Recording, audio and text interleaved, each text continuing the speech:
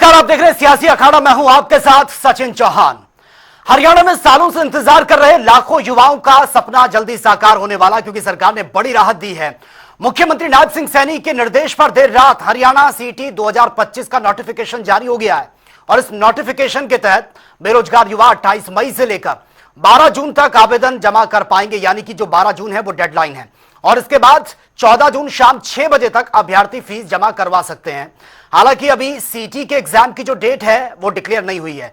Notification में यह साफ हो गया कि एग्जाम 1 घंटे 45 मिनट का होगा और 100 नंबर का सीटी एग्जाम यह होना है।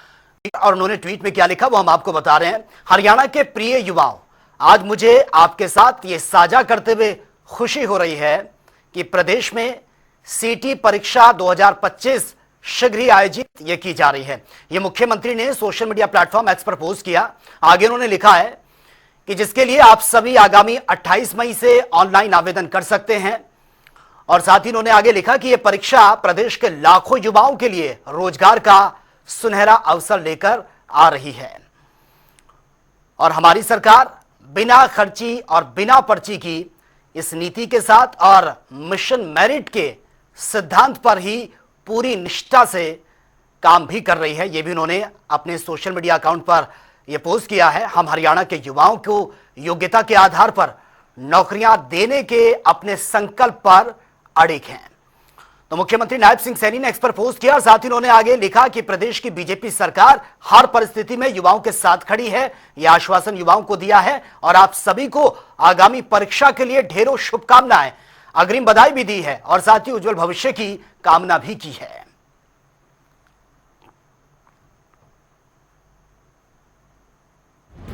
हरियाणा सीईटी परीक्षा 2025 महत्वपूर्ण तारीखें, विज्ञापन जारी होने की तारीख 26 मई 2025। ऑनलाइन आवेदन की शुरुआत 28 मई 2025 रात 11:59 से। ऑनलाइन आवेदन की अंतिम तिथि 12 जून 2025 रात 11:59 तक। आवेदन फीस जमा करने की आखिरी तारीख 14 जून 2025 शाम 6 बजे तक। तो वाकई ये राहत भरी खबर है, खासतौर से उन युवाओं के लिए जो लंबे समय से इस एग्जाम का इंतजार कर रहे थे, क्योंकि बहुत लेट हो रहा था और अब सुनहरा मौका है और मुख्यमंत्री ने खुद सोशल मीडिया पर पोस्ट भी किया और शुभकामनाएं भी दी हैं। इसी पर आज विस्तार से चर्चा भी करेंगे। कुछ खास मेहमान हमारे साथ बने हुए, उनसे इंट्रोड्यूस आपका करवा देता हूं। हमारे साथ बीजेपी के स्पोक्स पर्सन संदीप आजाद सीधा लाइव बने हुए हैं। संदीप जी, बहुत बहुत स्वागत है आपका जनता टीवी में। कांग्रेस स्पोक्स पर्सन दिनेश अग्रवाल भी सीधा हमारे साथ लाइव बने हुए हैं। दिनेश जी, आपका भी बहुत बहुत स्वागत है जनता टीवी में। और हमारे साथ इनेलो के स्पोक्स पर्सन ओंकार सिंह, वो भी हमारे साथ लाइव बने हुए हैं। सबसे पहले शुरुआत संदीप आजाद जी आपसे करना चाहूंगा। बहुत बड़ी न्यूज और बहुत गुड न्यूज है, खासतौर से उन युवाओं के लिए जो लंबे समय से इस एग्जाम की तैयारी कर रहे थे, क्योंकि 3 साल तक कोई एग्जाम नहीं हुआ और बहुत लेट हो रहा था। गुड न्यूज के साथ साथ ये सरकार के लिए कितना बड़ा चैलेंज है, क्योंकि बहुत सारे ऐसे स्टूडेंट्स हैं जो इस एग्जाम को देंगे और बताया जा रहा है कि लगभग 30 लाख से ज्यादा उनकी संख्या है। बिल्कुल, ये एक बहुत ही अच्छी खबर है हमारे प्रदेश के युवाओं के लिए, जो बिना पर्ची बिना खर्ची सिस्टम से नौकरी लग रहे हैं और लंबे समय से उन लोगों को इंतजार था कि ये परीक्षा हो। और माननीय मुख्यमंत्री जी ने कुछ दिन पहले विधानसभा के सत्र में ये अनाउंस भी किया था कि आने वाले मई के महीने में इसका नोटिफिकेशन जारी करेंगे और उसके बाद ये परीक्षा आयोजित की जाएगी। तो जैसा मुख्यमंत्री जी ने कहा था उसी लाइन के ऊपर नोटिफिकेशन जारी हो गया है और कल से इसके आवेदन शुरू हो जाएंगे।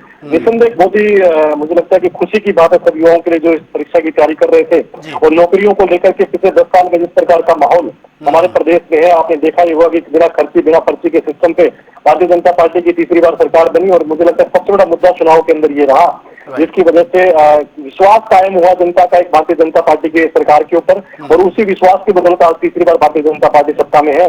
तो एक बार फिर से मुझे लगता है मुख्यमंत्री जी ने भी कहा कि बिना पर्ची और बिना खर्चे के सिस्टम के नौकरी देने के लिए प्रतिबद्ध हैं और उसी सिस्टम के तहत अभी इस परीक्षा का आयोजन होगा। एक बहुत बड़ी परीक्षा है, निसंदेह काफी लंबे समय से इसकी तैयारी तो चल ही रही थी, आखिरकार इसका नोटिफिकेशन भी हुआ और कल से आवेदन शुरू हो जाएंगे।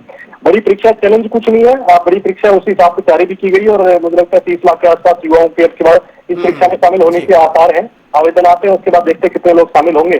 बिल्कुल। तो मैं शुभकामनाएं देता हूँ परीक्षार्थियों को भी, जो तैयारी करने के लिए अब थोड़ा समय उनको और मिला है, वो तैयारी के लिए जुट जाए और आने वाले समय में ठीक वो है। भी लोग जो सपना संजो करके बैठे हैं सरकारी नौकरी का, उस सरकारी नौकरी का सपना उनका पूरा होगा। ठीक है, दिनेश अग्रवाल जी का भी रुख कर लेते हैं। दिनेश अग्रवाल जी, सैनी सरकार अपने हर एक वादे को पूरा कर रही है, और ये बिना पर्ची खर्ची के एग्जाम कराना और उसके बाद जो मेरिट मिशन है, एक संकल्प जो है, उसको मुख्यमंत्री ने बधाई भी दी है। वक्त लगा लेकिन एग्जाम हो रहा है 3 साल बाद। किस तरह से आप देख रहे हैं?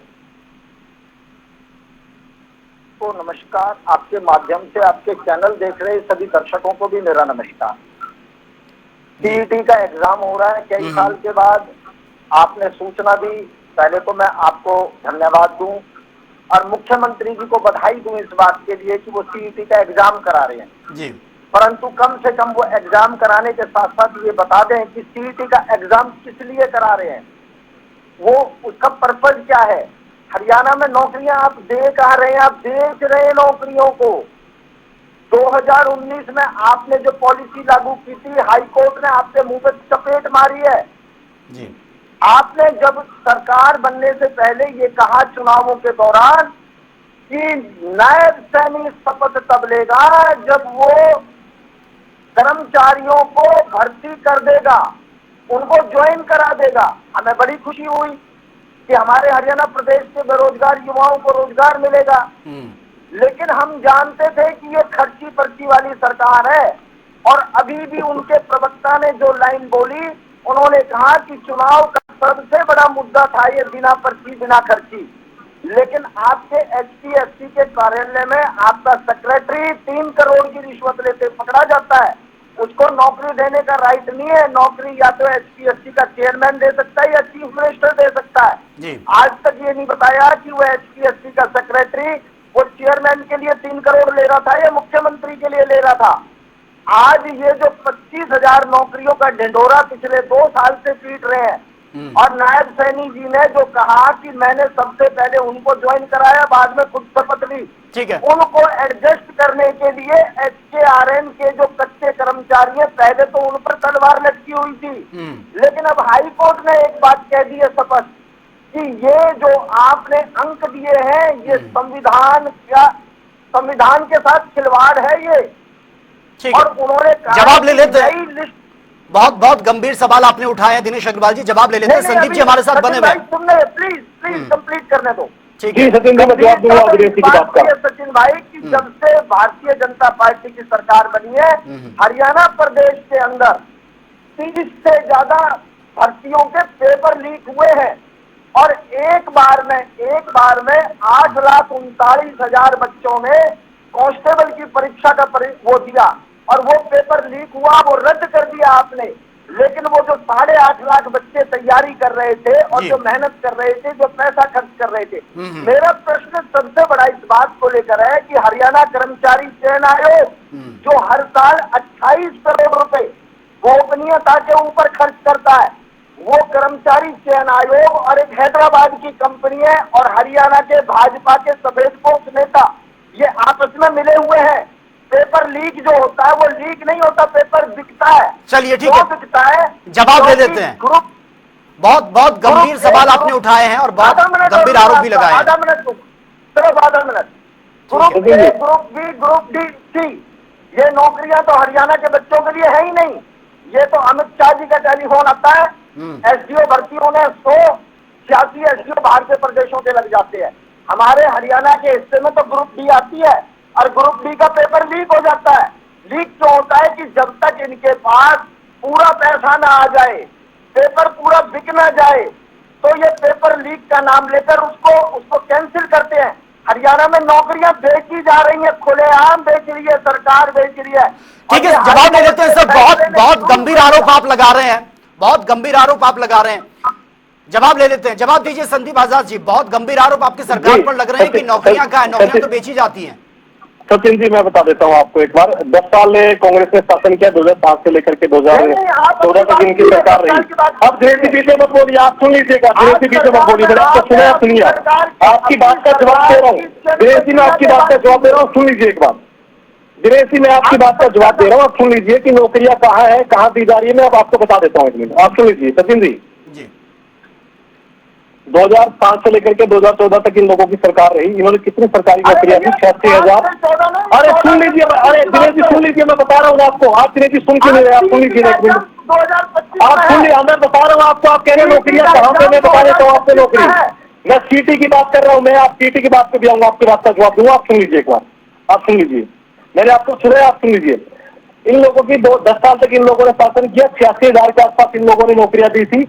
और किस प्रकार से दी थी, किसी से छिपा हुआ नहीं है, सब लोगों को पता है किस प्रकार से नौकरियां बेची जाती थी, किस प्रकार से नौकरियों के रेट तय होते थे, कैसे कैसे नेताओं के पीछे चक्कर काट करके नौकरियां मिलती थी, कैसे पैसों में रेट तय होते थे नौकरियों के। अरे दिनेश जी कहाँ कि क्या बात कर रहे हैं आप लोग? आपके लोग तो सरेआम मंचों पे कह रहे थे चुनाव के समय में, आप लोग इतने वोट दीजिए हम आपको नौकरी देंगे, पहले अपना घर भरेंगे।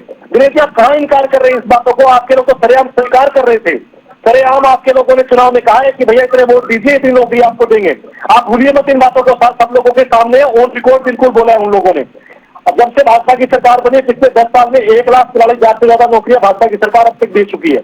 और किस प्रकार से नौकरी दी है मैं बता देता हूं आपको सचिन जी।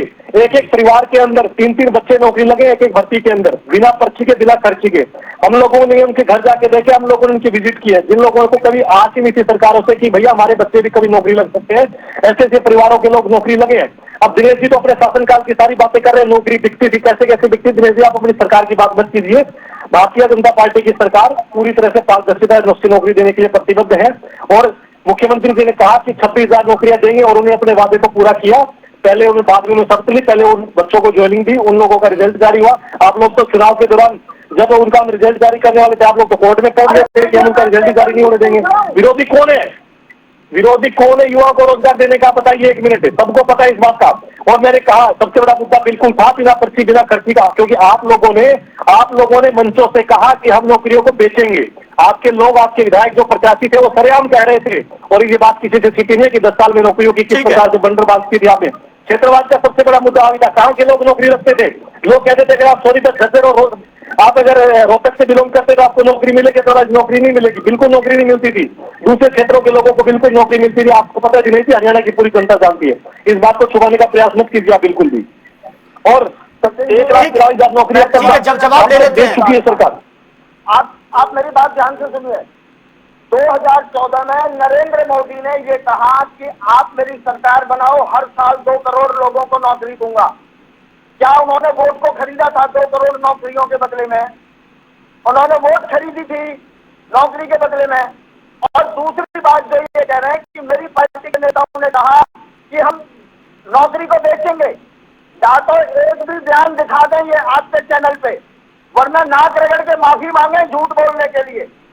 और रही बात, मैं तो बार बार कह रहा हूं, 10 साल कांग्रेस के शासन की एक भी भर्ती साबित करें और मैं साबित करता हूं। इनकी पार्टी का प्रवक्ता वीरेंद्र चौहान जो टीवी चैनल पर आता है, वो भूपेंद्र हुड्डा की सरकार के अंदर नौकरी लगा। और आज वो भाजपा का प्रवक्ता है, उसे बुलाकर पूछिए अगर पर्ची खर्ची की सरकार थी तो उसने उस सरकार में जब वो भर्ती हुआ था, भूपेंद्र हुड्डा की सरकार में नौकरी मिली थी, कितने पैसे देकर उसने नौकरी ली। आज वो प्रवक्तागिरी इनकी करता है, लेकिन लगाया हुआ भूपेंद्र हुड्डा का है। सुनिए, और रही बात ये, मैं बार बार जो प्रश्न उठा रहा हूँ, मैं ये उठा रहा हूँ कि अगर कांग्रेस के सरकार में कोई नौकरी बिकी थी तो उसको साबित करेंगे। लेकिन हम बता रहे हैं, हम साबित कर रहे हैं कि तुम्हारे बार बार जो पेपर लीक हो रहे हैं, सारी भर्तियां बाहर के, हमने तो हरियाणा प्रदेश के लोगों को दी ना। आप कहते हैं कि एक घर में 3-3 दिया आपने, आप खुद कह रहे हैं वो कैसे दी? वो आपने ऐसे दी जो हाईकोर्ट आपको चपेट मार रहा है। अरे दिनेश जी, आपके नीरज शर्मा एनआईटी से जिनको आपने प्रत्याशी बनाया था, मन से क्या कह रहे थे, आप मना क्यों कर रहे हैं? अपने लोगों को या तो उनसे पैसे दिनेश जी, आपके प्रत्याशी थे एनआईटी से नीरज शर्मा, मन से क्या बोलते थे? आप कह रहे हो कि आप अरे सब जगह वो ध्यान कर रहे हैं उनका। कम से कम दर्शक को कुछ समझ नहीं आएगा, समझने दो दर्शक को। नहीं, आप दोनों की आवाज प्रॉपर आ रही है सर, उसकी टेंशन मत लीजिए, आप दोनों की आवाज प्रॉपर आ रही है। सचिन जी इनसे पूछिए, सारे मीडिया चैनल के ऊपर इनका बयान चलाया गया, सारे सोशल मीडिया पे उनका बयान है, बिल्कुल ऑन रिकॉर्ड इन्होंने बोला कि भैया 50 वोट दीजिए, आपके एक सदस्य को नौकरी हम देंगे। क्या बयान नहीं दिया था? कैसे इनकार कर रहे हैं आप? चुनाव के वक्त वो वीडियो सोशल मीडिया पर बहुत वायरल हुए थे। बिल्कुल वायरल था। ये कैसे इनकार कर रहे हैं? क्या इनके शमशेर जबीर ने कहा था कि हम पहले अपना घर भरेंगे? दिनेश अग्रवाल जी, उससे पर्दा नहीं डाला जा सकता। जब आप कैंपेनिंग के लिए जा रहे थे, लोगों के बीच प्रचार प्रसार कर रहे थे, तो ये बहुत सारे वीडियो ऐसे सामने आए थे आप ही की पार्टी के तमाम दिग्गजों के कि भैया नौकरी को लेकर। ये छिपा नहीं है किसी से। किस प्रकार की झूठ आप बोलेंगे? आप सरेआम झूठ बोल रहे हैं दिनेश बैठकर के चैनल के ऊपर। आप कह रहे दिखा देता हूँ, मैं आपको वीडियो भेज देता हूँ। अब मैं आपको वीडियो भेज देता हूँ अभी। नरेंद्र मोदी 2 करोड़ नौकरियों की बात करके सत्ता में आए। नहीं दिनेश अग्रवाल जी, बात हरियाणा की हो रही है, आप सेंटर पर पहुंच गए। क्या बात कर रहे हो? नहीं, ये वादा तो हरियाणा के मुख्यमंत्री नायब सिंह सैनी ने किया था और वो अपने वादे को निभा भी रहे हैं। ठीक है, मैं आपके पास आऊंगा। ओंकार सिंह जी भी हमारे साथ बने हुए हैं, इनेलो स्पोक्स पर्सन है। ओंकार जी, अब जो सीएटी एग्जाम 2025 है उसको लेकर नोटिफिकेशन जारी हो चुका है। बहुत बड़ी खबर और बहुत गुड न्यूज है उन युवाओं के लिए जो लंबे समय से तैयारी कर रहे थे। 3 साल तक कोई एग्जाम नहीं हुआ। अब मुख्यमंत्री ने जो वादा किया था युवाओं से नौकरी देने का, और वो बार बार कहते हैं बिना पर्ची खर्ची के हम युवाओं को नौकरी देते हैं मेरिट के आधार पर। इसको आप किस तरीके से देख रहे हैं, क्योंकि 3 साल बाद ये एग्जाम हो रहा है? सचिन जी, इस सरकार का सीधा सा फंडा है, पर्ची खर्ची बंद, अटैची का कर लो प्रबंध। क्योंकि अब इनकी नौकरी जो है ना, वो अटैची के बगैर नहीं मिलेगी। सचिवालय में 1 करोड़ रुपए नगद मिला था अटैची में से, क्या कार्रवाई करी? और ये सीईटी का एग्जाम 3 साल के बाद हो रहा है। इसके लिए क्या तो इनको धन्यवाद करूं मैं। क्या करें इसके लिए? युवा आज परेशान है। जितना शोषण युवाओं का इस शासन काल में हुआ पिछले 11 साल में, आज तक नहीं हुआ। आप ये देखिए, सरकारी ठेका प्रथा है, सरकारी ठेका प्रथा। इसकी क्या पारदर्शिता है? युवाओं से एचकेआरएन का पोर्टल बंद है। एचकेआरएन का पोर्टल नहीं खुला हुआ आज एक युवा के लिए, और खुलता है थोड़े दिन के लिए खुलता है, फिर बंद हो जाता है। मैं इनसे पूछना चाहता हूँ कि एचकेआरएन की व्यवस्था में पारदर्शिता क्या है? क्या तुम्हारी नीति है? क्या उसमें रिजर्वेशन लागू है? आज पिछले 10 साल से 11वां साल चल रहा है इनकी सरकार का। हर वर्ष हजारों कर्मचारी रिटायर होते हैं। ये कहते हैं हमने 1,44,000 नौकरियां दी, हमने मान लिया 1,44,000 दी, लेकिन ये तो बता दो पिछले 10 साल में रिटायर कितने हुए? क्योंकि जो रिटायर हुए उनके पद खाली पड़े हैं। चुनाव से पहले, विधानसभा चुनाव से पहले 2,09,600 पद खाली थे, जिसमें से 25,000 की घोषणा मुख्यमंत्री मोदी ने की थी। 6,500 पद उसमें से भी नहीं भरे, 18,500 भरे। बाकी पद कब भरेंगे? और दूसरा, एचकेआरएन की व्यवस्था के बारे में कहूंगा मैं, ये युवाओं के भविष्य से खिलवाड़ है सीधा सीधा। मुख्यमंत्री ने कह दिया कि एचकेआरएन की भर्तियां 55 साल या 58 साल तक उनकी सुरक्षा रहेगी, जॉब की सुरक्षा। आप ये देखिए, उनकी जॉब सुरक्षा तो कह दिया, मतलब उनको स्थायी नौकरी मिलेगी। उनको जो सैलरी है और जो पर्क्स है वो स्थायी मिलेंगे।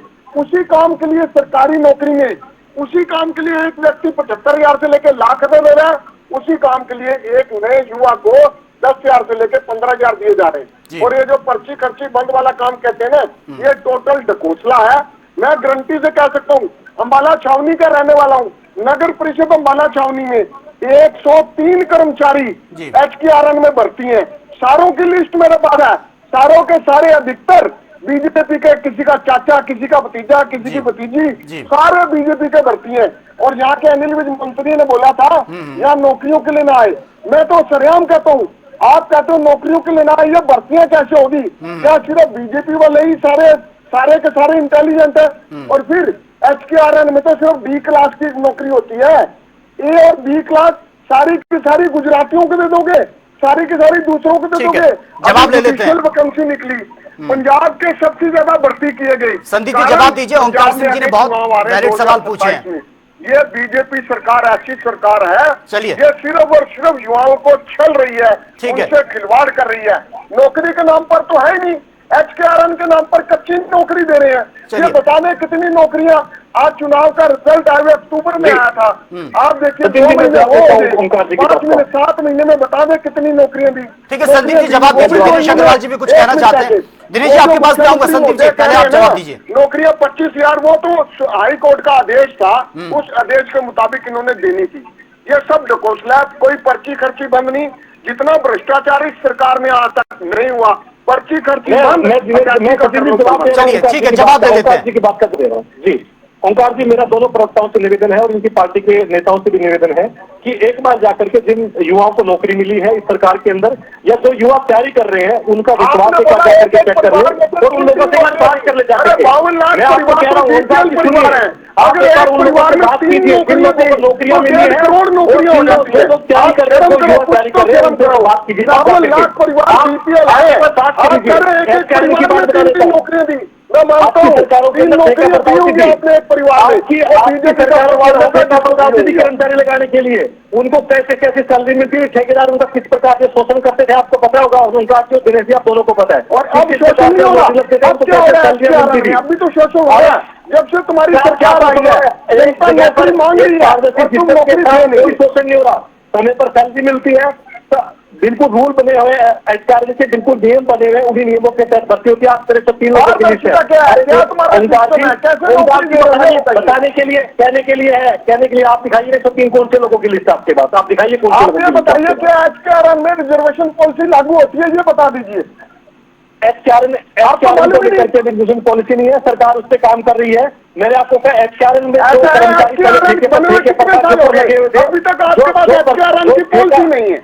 जो लोग ठेका प्रथा पे लगे हुए थे नौकरी, उन लोगों को एक सिस्टम के तहत एचकेआरएन के अंदर लेकर के आया गया ताकि उन लोगों का शोषण ना हो।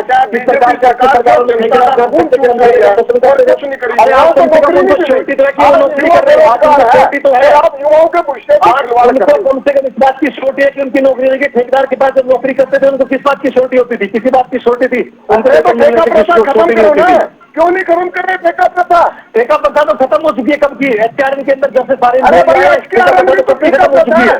सरकारी ठेका प्रथा है। चलिए ठीक है, दिनेश अग्रवाल जी कुछ कहना चाह रहे हैं सर, उनको सुन लेते हैं। आप कंटिन्यू दोनों बोले जा रहे हैं, आप दोनों को पूरा मौका मिला है सर बोलने का।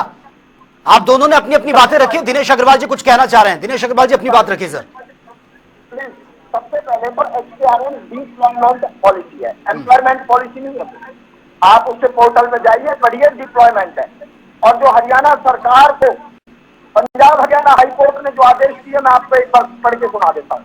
पंजाब हरियाणा हाई कोर्ट ने सामाजिक और आर्थिक आधार पर आरक्षण के तहत हुई भर्तियों की सूची को दोबारा बनाने का आदेश दिया है। इस तरह के आरक्षण को संविधान के खिलाफ बताया है। अंकों का लाभ दिए बगैर जारी परिणाम के अनुसार जो लोग मेधावी होंगे, लाभ दिए बगैर जो मेधावी होंगे उन्हें नियुक्तियां दी जाएंगी और जो चयन तिथि से वरिष्ठता व अन्य लाभ दिए जाएंगे। कोर्ट ने कहा कि सरकार ने सामाजिक व आर्थिक आधार पर अंकों का प्रावधान गलत तरीके से किया है। जब आर्थिक पिछड़ा वर्ग को पहले ही आरक्षण का लाभ दिया गया तो इस अतिरिक्त आरक्षण का क्या मतलब है? इन अंकों का लाभ देने से पहले सरकार ने कोई आंकड़े नहीं जुटाए।